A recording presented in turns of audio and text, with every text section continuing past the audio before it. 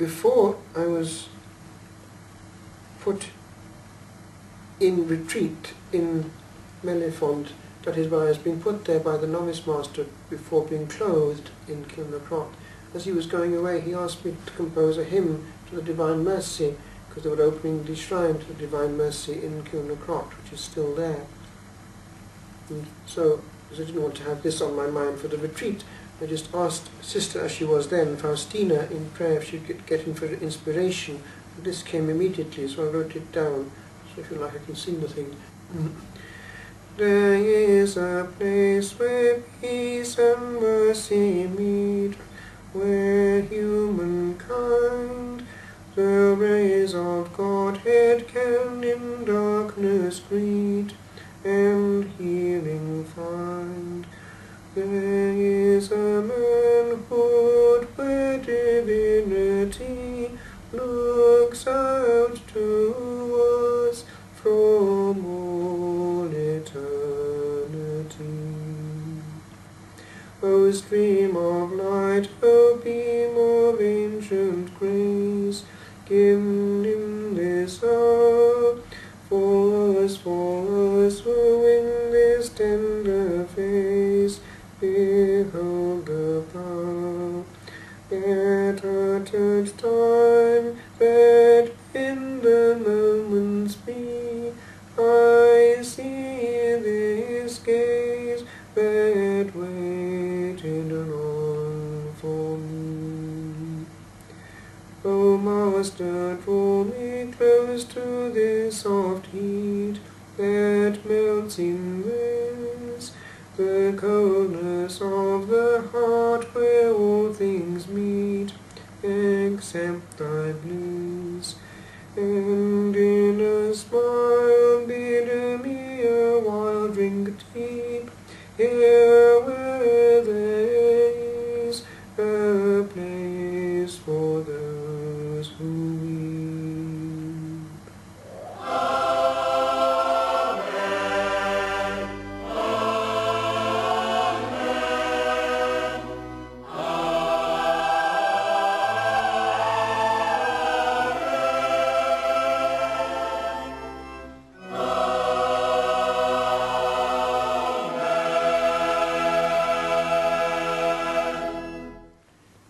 The book in question is coming from a prehistory which has to be explained for it to make sense.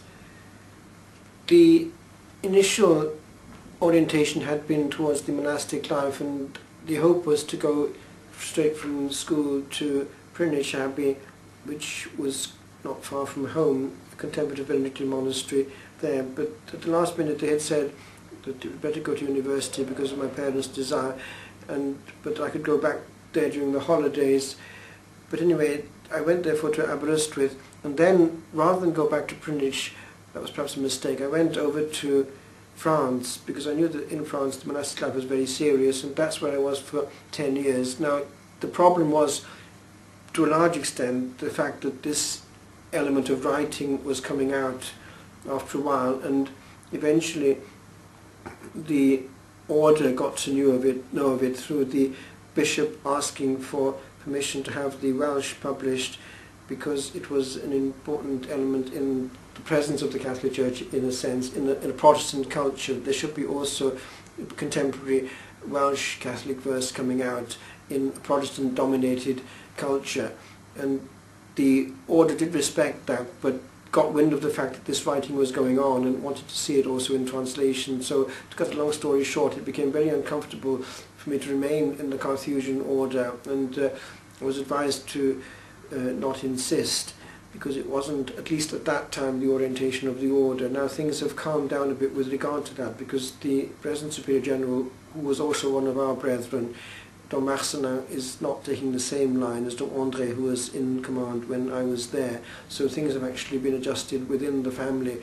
But anyway, it was a problem at the time, so that explains why eventually I was then sent back to another house, to La Trappe, and there actually the same, not quite the same thing, but the element of tension was there as well. In fact, I was told that when I was master, he said to me, c'est tout à fait anti-Cistercian, it's completely anti-Cistercian, this desire to publish. So even there, it wasn't exactly calm on that element, and therefore I was sent eventually I was sent to Ireland, to Roscrea, where actually they were very hospitable to that. It was very, that was my mistake not to have stayed at Roscrea. I should have stayed there, but the problem was I was formed after 10 years in France into the completely silent life, and I didn't, it was too much of a shock, the actual way that the things were happening in Ireland. There was much more talking going on, and I wasn't at that point at all keen on talking, because we've been formed into the sign language and the complete utter solitude and silence of La Trappe, and so the shock was too great. But that's to explain what actually happened.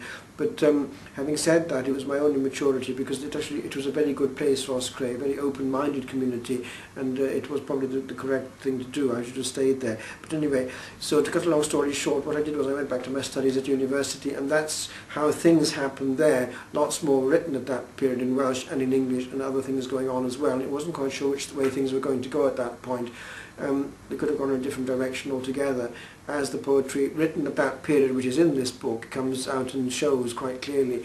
But anyway, my spiritual father, Father John Ryan, who was an Irishman who spoke Welsh, Dr. John Ryan, he was an Abbot of Mary Immaculate, he, without my knowing it, wrote to Kilnacrot and said there was a young man here that might be of use to them. And so anyway, this letter came back inviting me to meet the abbot, who was in Wales at the time, and I did, and he made it possible to enter Kilnacrot without too much fuss or bother. So that actually happened after I finished theology in Bangor University. So that's what happened. Therefore this poetry in this book goes to the beginning of that period, more or less.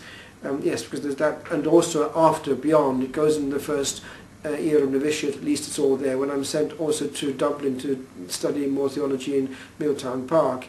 So that period is there. And it finishes at that time there during the formation period at Kilnacrot. It doesn't go further because the other volumes cover before and after. So that's the period covered by it.